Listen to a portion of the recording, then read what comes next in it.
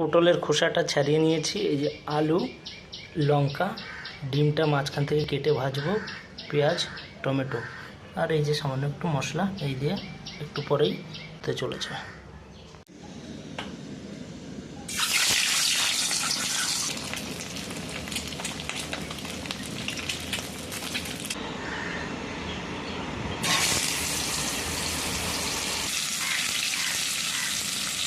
পটলটাকে একদম লাল লাল করে ভাজতে হবে।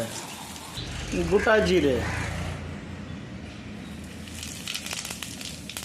তেলটা কালো হয়ে গেছে, পটল ভেজেছি তাই। আলু, আলু ভাজার উপরে হালকা লবণ, আদা রসুন বাটা পেস্ট, লঙ্কা, পেঁয়াজ, হলুদ,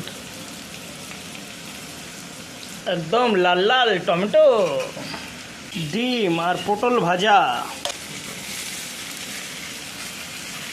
পরিমাণ মতন জল, এই ঢাকা দিয়ে দিলাম। টকবক করে ফুটছে। একটু জিরের গুঁড়ো, হালকা গরম মশলা, একদম জমে গেছে একদম। ডিম, পটল আর আলুর ঝোল একদম রেডি।